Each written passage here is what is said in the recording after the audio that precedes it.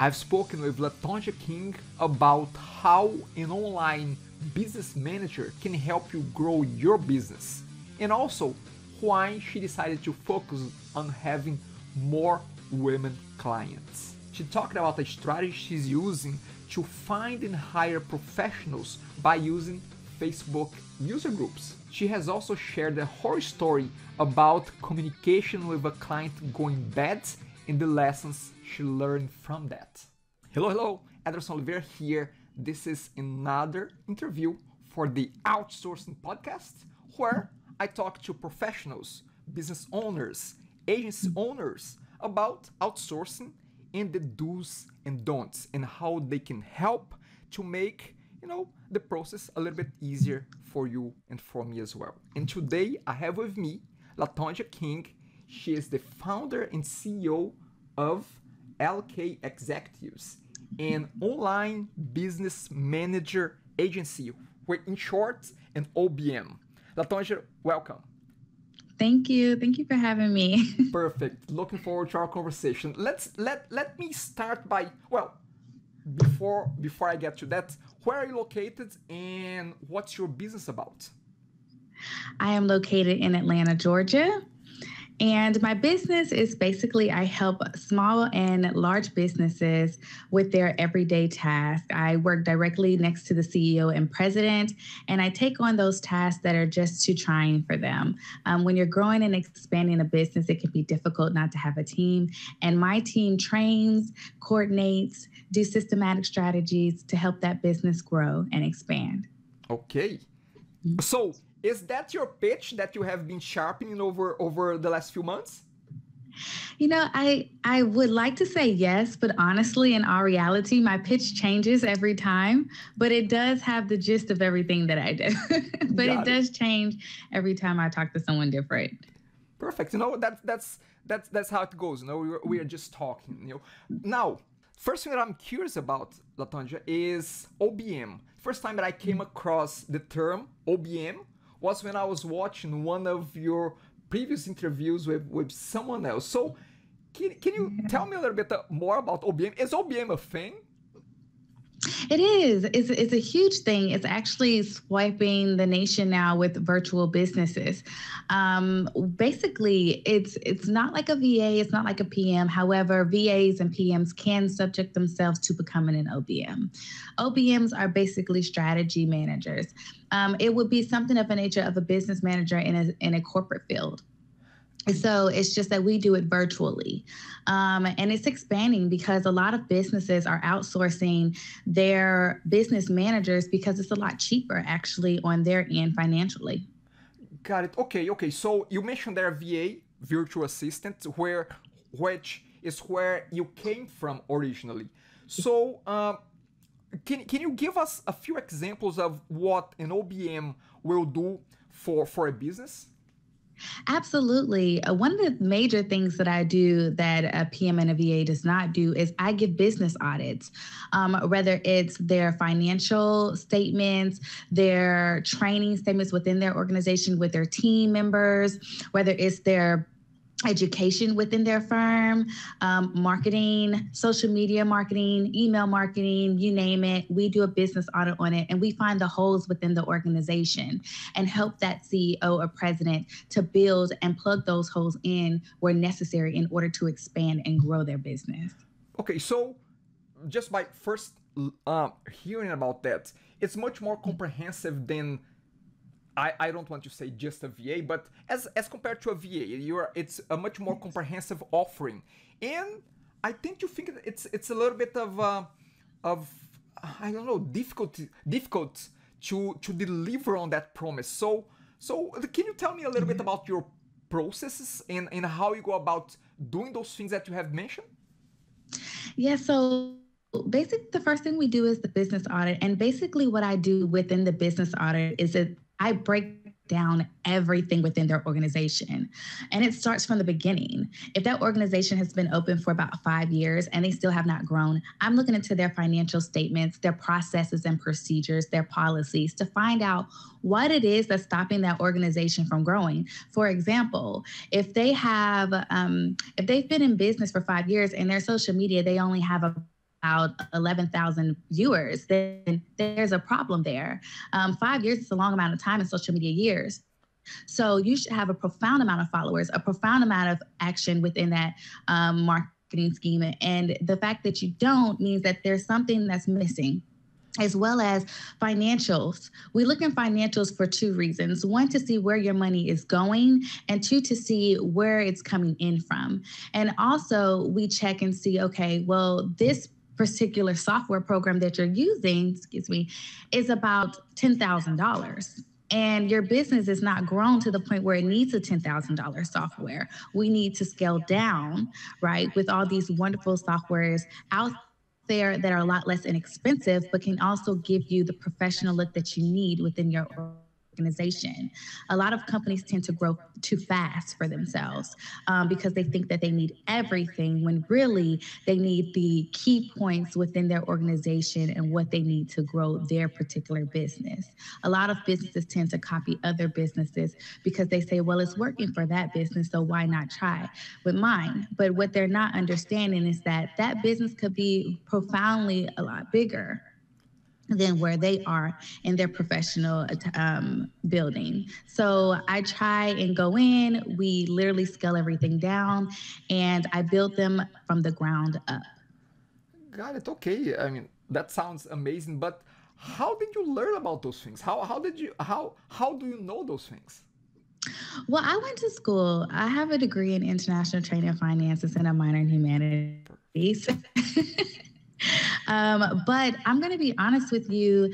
The schooling teaches you the breakdown, but real life, when I was working as a VA, I started to notice some things that I like to do a lot more than just administrative tasks or design, or those big software programs where we would help in with Infusionsoft and Facebook ads and things of that nature.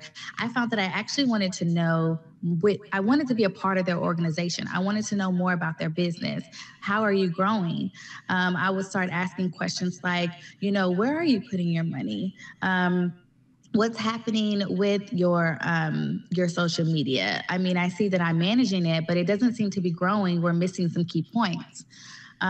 So once I started to ask myself those questions, I actually did some research and realized that it's just in the line of business management. I would just be doing it from a virtual standpoint, and there was a such thing as online business manager. Got it. Okay, so as far as I understand, and I'm not downplaying on VAs, I'm just stating what I understand here is that a virtual assistant, they really are taking in a way directions, orders. They are executing on some specific tasks, and what you are bringing to the table is more of a, you are actually strategizing, you are analyzing what the business is doing. Is that a fair assessment? Absolutely, yes. VAs or virtual assistants, they do specified tasks within an organization. They don't really know the inner workings of that organization. They do know that they're an expert in the particular specified task that they're doing. So whether it's social media management, they're gurus in that area. However, they do not know the ins and outs of the operation or the subject or the vision or mission of the business.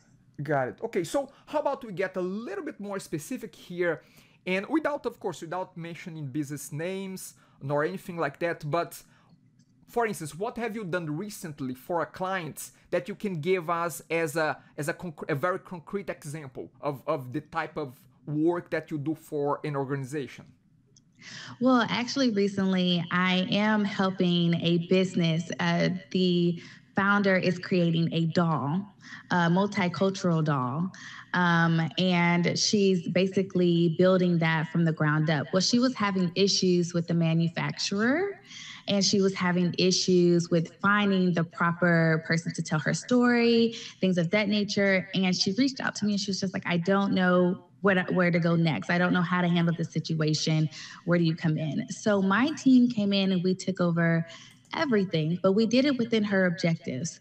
We sit down very specifically with that client. We asked her what her objectives and her vision and mission was for the business, and we took that and we honed in on it. I contacted manufacturers in different countries, New Mexico, China. We delivered time frames, schedules. We also looked at within her financials. We signed her up for different business funding that would not allow for her to have to get a business loan, such as pitches, competitions, and things of that nature, where she can earn funds without having to put her business into debt.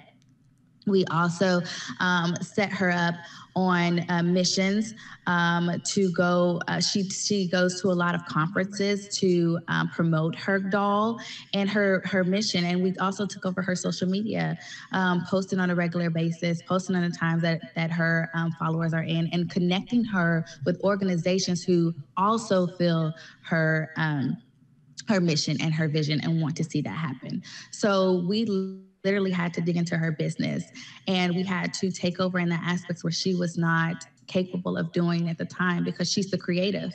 So she's the one who's doing all the creating and creating these beautiful dolls, and she needed somebody on the business end to come in and handle all of the business situations and the contracts and things of that nature. I mean, that sounds again amazing. I think that you are helping a lot of business like that.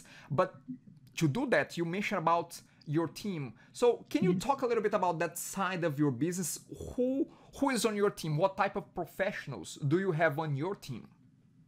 Well, that's a great question. I have lawyers on my team. I have a OBM of my own that I have on my team. I also have a project manager on my team, social media gurus on my team, and web designers on my team as well. I also have an awesome branding guru on my team. And I also have a team of subcontractors like VAs who do subcontracting information, just for instance, for small businesses who do not have a team. If they do have a team, my training team goes in and we train their team. However, if it's a small business and they do not have a team yet, I reach in and dig with my team, my subcontractors, my VAs, who come in and assist that business with me. Got it. So is your team mostly local, or do you have them spread all over the globe, all over the US? How does it look like? They are spread all across the world. Wow. Yeah, they're not in one place. Especially my writer, she's in the UK. My copywriter and editor, she's in the UK. My OBM, he's in Florida.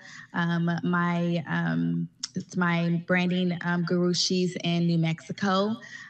So they're spread across the nation and across the world.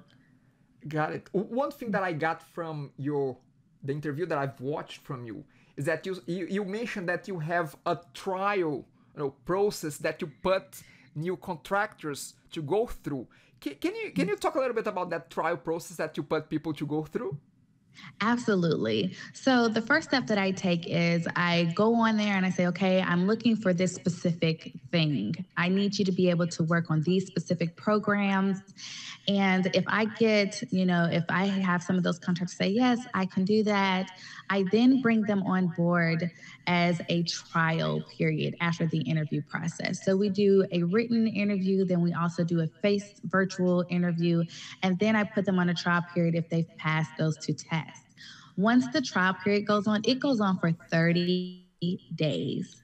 30 days. Because within 30 days, I know the habits of that subcontractor. I know how they operate. I know if there's someone that I need to hold hands with, or if it's someone who can go on and take their own initiatives. So by 30 days, that habit, they won't be able to change. They will have to be consistent. And so that's how I know if they need to be on the team or if we need to move on to someone else, because someone can't fake a habit for 30 days. Got it. Okay, so you mentioned there about habits. What is a red flag that, hey, you know what, this person here may not be a good fit here? Well, first off, a team player. I have to know that you are a team player because you're working with a lot of people within my organization. So if you can't be a team player, that's mostly a big red flag for me. We can't move forward after that. Because I need to know that within a team environment, you are, open to communication, open to critique, and open to growth. Got it. Okay. So because you have such a vast team throughout different places, how do you synchronize them? See, and by synchronize, I mean, how do you have them on the same page of where you are moving for, where your business is heading to? How do you gather them around your cause? Oh, wow. That's a big question. And that is something that I work on a regular basis, building morale and making sure that my subcontractors are happy within my organization as well.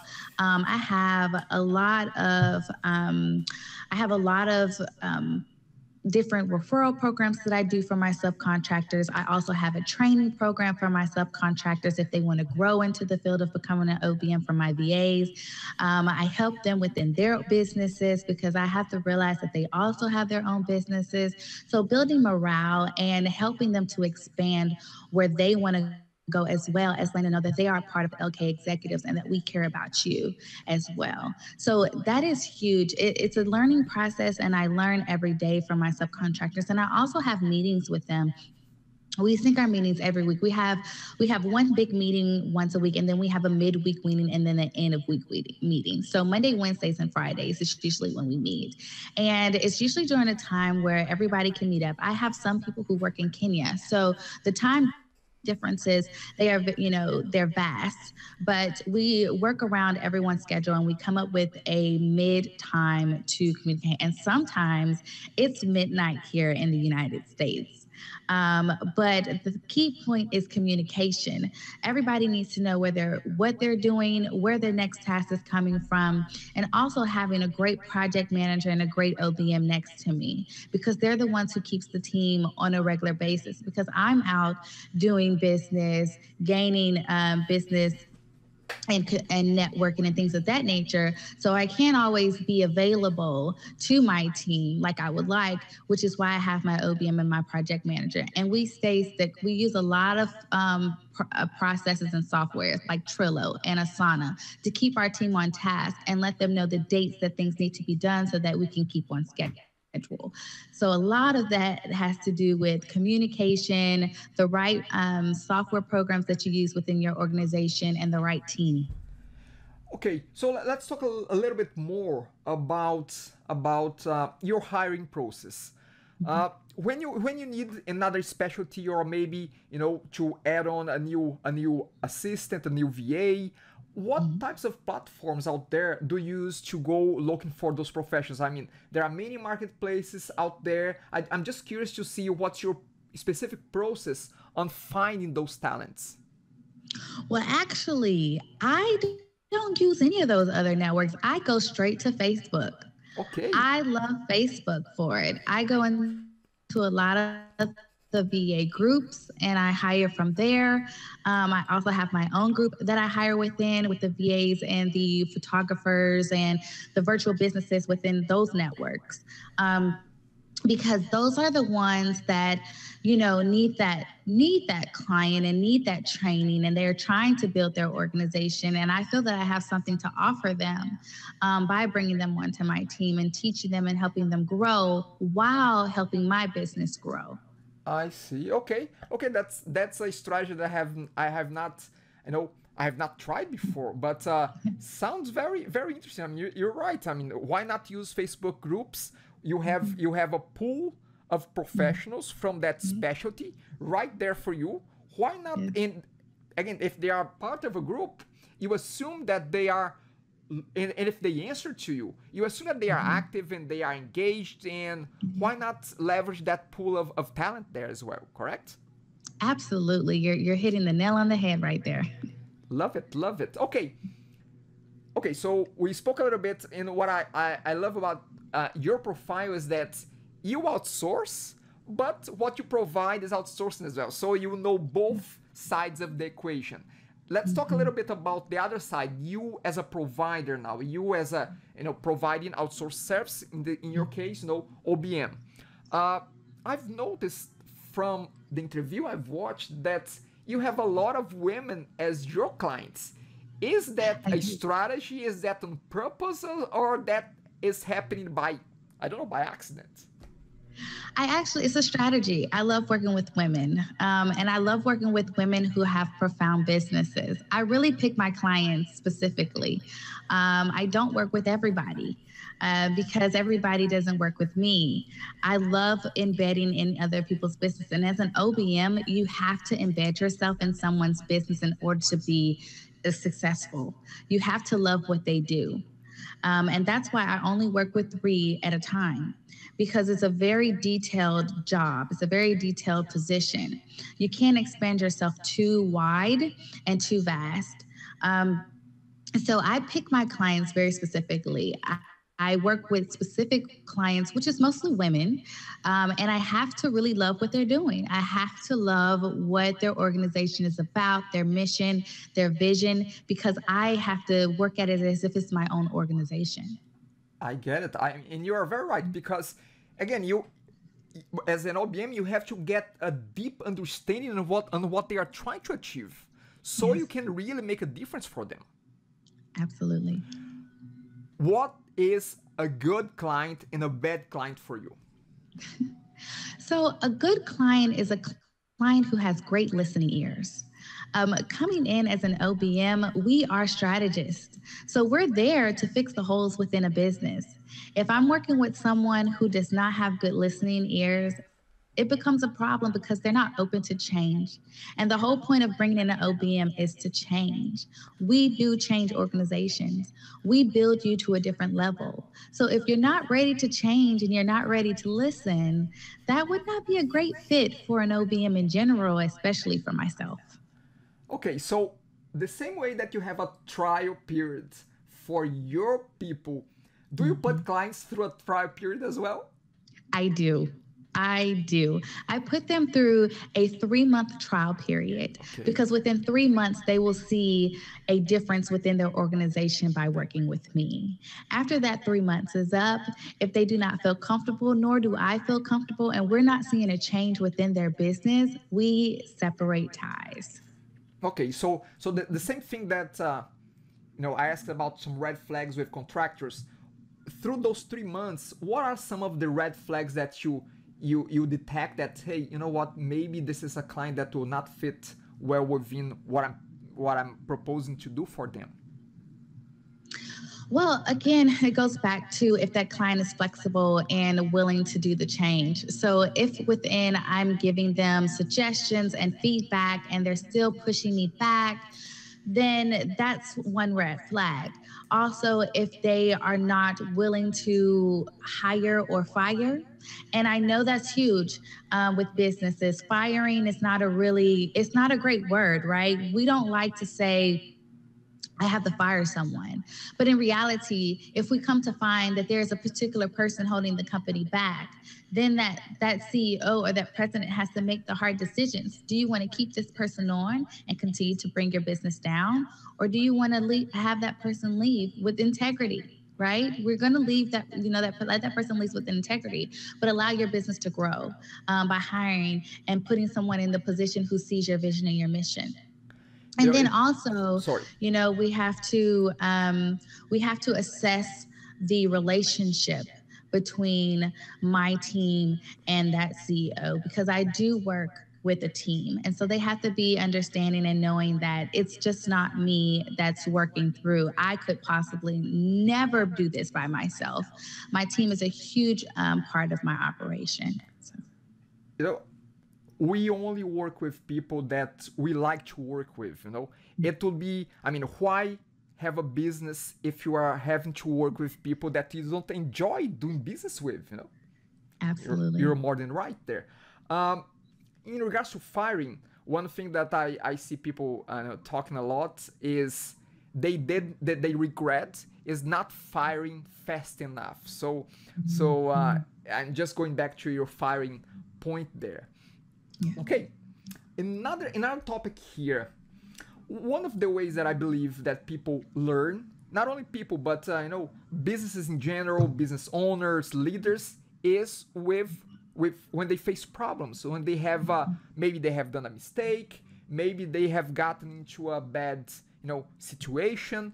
So my question to you is, can you share with us a little horror story that you may have gone through, maybe with a client that it didn't really work out, or maybe with one of your contractors that things didn't work out that well. I mean, without, of course, without giving names, but try to be specific on your horror story and what lessons did you learn from that story. Yes. Actually, one story does come to mind when I think of horrible story. Like, this story was very horrible for me because it was one of my second clients that I ever received as a VA. And this person was an author, and I was contacted through my website by the author's wife, also business partner, and we had a 30 to 45-minute conversation on what she was looking for. And basically, we really got into detail. And she mentioned to me that she had just separated ties with another VA. To me, that's a real red flag because I'm like, okay, so you've worked with a VA before, however, it did not work out. I wonder why it didn't work out. Did it not work out because of the VA, or did it not work out because of you all? But I didn't, really go into detail. Again, I was pretty fresh and new into the VA field at that time. So I didn't ask those type of questions, which I know now is okay to ask. But I went on, we signed a contract, we moved on, and my contract is very detailed because I do have lawyers that review my contracts and things of that nature. And everything seems great. I had been working with her for about 2 months at that time, but I never really met the gentleman who basically the author, her husband. It was mostly through Slack communication with him or between her. Never did I directly have a conversation with him ever in within the 2 months that I was working for them. So basically, it became a time where we would meet every Tuesday. And it became a time where she was just like, Tuesdays aren't going to work for me. It was this one particular Tuesday. She was just like, I have something going on. Do you mind if I reschedule? And I said, that's absolutely fine. Well, on the next day, which was Wednesday, I get a horrid call from her husband, which is the author, saying that it was very unprofessional that I missed the meeting on Tuesday. And it was from his understanding that we met every Tuesday. And so I was just like, yes, we do meet every Tuesday. However, your wife contacted me and said that she needed to reschedule. And he just was not having it. He did not want to hear that. I told him that I would forward him the email conversations that her and I had just to prove that, there was a reschedule, and that is why we did not communicate on that Tuesday. But he straight out said, I am the CEO of this business. I'm the one who make the business decision, and I don't feel like I want to work with you anymore. Oh, And so I was just flabbergasted. I was really like taken back. And I was just like, well, I'm sorry that you feel that way. However, I would not want you to stay in a relationship that you're not comfortable with. And according to our contract, I will finish any work that's necessary, and then we can separate ties. And he was not happy with that. He was just like, no, I want a refund of all of my monies. He gave me a specific amount that he wants back. I appreciate the work that you've done, and you do great work. However, I just don't appreciate the fact that you miss meetings and things of that nature. And I was just like, but I didn't miss a meeting. Like you're missing that point. And two, I don't give refunds after the first 30 days. And we've been working together now for 60 days. And my work speaks for itself. I've been delivering work on time and things of that nature. And again, like I said, I don't mind finishing the work and then severing the ties. He still wasn't happy. So I basically told him, I said, I have an idea. How about you go back, you communicate with your wife, and then tomorrow I will give you a call, and then we can actually discuss details on the matter of how we would end this relationship in a professional way, because I can understand that you're really upset right now. And it's best that we just hold off, take about 24 hours and recoup and come back on this conversation. So he agreed. Well, the next day we came back and he was just like, well, I hope you've decided that you're going to refund me. And I said, no, I have not decided. Actually, I've decided the opposite. I've decided that if you would like to sever ties, that's fine. You can, I will finish the work and you will still have to pay me for the month in advance, which is stated in my contract. And so he was like, he couldn't believe it. But after that, surprisingly, he was very flexible after that, after I stated that. And he was just like, um, actually, I really respect you for that. He was like, I respect the fact that you hone in on your contracts. We're both small businesses, and I understand from a business perspective what you have to do. And again, your work speaks for itself. It's great work. Um, but at this time, we're just not in a position to hire a VA. So I actually ended up getting the real light of the story. I see. Um, but it was horrible at first because it was my first time encountering such an altercation. And it was also at that point a turning point within my business that I didn't want to work with men anymore. Okay. And it wasn't the fact that he was a horrible person, because he wasn't a horrible person. It wasn't because of the fact that, we had some miscommunication, but it really shed a light on me that it was not in a situation where I wanted to have to set out fires like that. And that men see things differently than women, and we communicate differently. So what may not come off offensive to my husband may come offensive to me. So when working with men, you have to really hone in on their characters traits, because my husband, he also has those character traits, and you don't know from a woman's perspective if he's being belligerent, or if he's actually just being really sincere and that's just how he talks. So at that point, I knew that I have better chemistry with women and that I wanted to work more with women. And that's why I ended up rebranding myself more towards women. So I see already a lesson learned there, that you decided to shift your focus to more women-oriented businesses. Aside of that, anything from the start that you would have done differently, that would have avoided, I mean, for instance, today something like that can happen again. So Yes. what do you do to avoid getting into those kind of situations? Well, now I know the questions to ask. In the situation with the red flag with the VA, I would ask, have you worked with a VA before? Well, how was your experience while working with that VA? Do what were the success points with working with that VA, and what was the challenging points of working with that VA? And I also give them a breakdown of how I work. Tell them my non-negotiables, right? Because I find that when you tell your non-negotiables and you listen to what their non-negotiables were, and if they are in sync, then that it's possible to have a really great relationship with this client. I also learned in this situation is to always talk to both parties. Ask if there is a second CEO or a second person in seat who makes the decisions. I did not ask that question. I was just working directly with the wife. Now I know to ask, well, do you have a partner in this business? Is it possible to meet with you and that partner? Is it possible to coordinate our meetings with that partner? Things of that nature, because you always want to have both perspectives within a business. You can't just talk to one party and expect the other party to follow. So you have to hold both parties accountable when working with yourself, because you don't want anything to get slipped behind, You don't want anything to be falling back. So those are some key lessons that I learned, and that I will never make that mistake again. You know what? I love the non-negotiables. I think that's very smart to see whether or not your non-negotiables are in line with the client's non-negotiables as well. Very very smart Thank point. you. So as I said before, OBM is a, to me it was a new concept today. I just learned about that yesterday, today, while researching to talk to you. So if people are curious about knowing more about what OBM can do, and even how to become an OBM, where can they find more information about that? I found information online, and I also offer a group called OBM Executives, where I teach VAs, PMs who want to establish their place in the OBM field and who wants to grow their place in the OBM industry. So I offer training, but I know there's a lot of training online.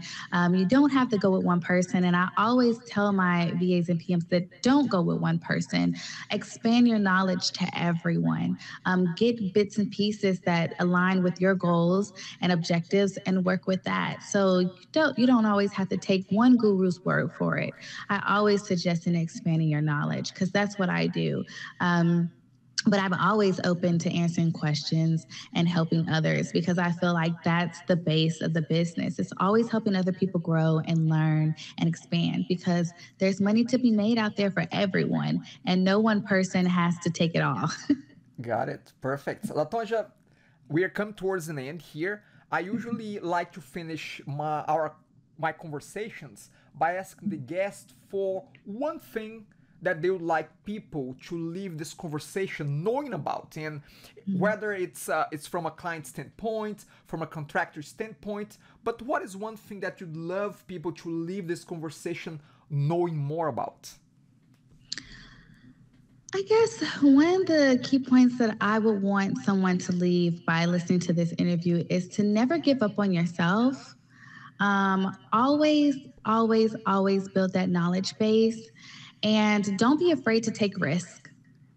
Starting your own business is difficult, but find what you love and let it grow with that. Grow with that and go with that. Don't let anything just hold you back. Being an OBM, a VA, or a PM, or whatever virtual business you have that you want to grow, go for it. And also invest in those online groups. Get into some conversations, get into some networking, and speak your truth. And there's people out there who want to help you grow and be your accountability partner. So I guess that would be the key point that I want people to understand. No one person is right, and no one organization is right. Perfect. Love the thoughtfulness of that, and I also like the fact that you leverage a lot Facebook groups. And I was just talking to a friend yesterday how one of the main things that I enjoy in Facebook are really the groups, the focus groups that I'm part of. So thank you for that note as well. LaTonja, I would like to, before I let you go, I would say, can you tell us how people can reach out to you, how people can connect with you, and maybe to ask more questions, maybe to hire you as an OBM. Tell us. Absolutely. You can reach me by email at latonja@lkexecs.com. You can also reach me in my virtual newbies group on Facebook. We have a group of 300 now that you can come in and connect with me. I'm always on there. I do live videos all the time, as well as my OBM executives group where I'm always in there helping others to grow their OBM business. You can also reach me online at www.lkexecs.com. And you can follow me on my social media networks at LK Execs. So I'm everywhere. You can come find me, come talk to me, come chat with me. Perfect. As usual, all the links that were mentioned by LaTonja will be posted in the show notes. So everything will be there if you have missed anything that LaTonja may have mentioned there. LaTonja, once again, thank you very much for your time here. Your insights were really, really valuable. I loved our conversation, and I hope that we can talk again in the near future. Thank you very much. Bye.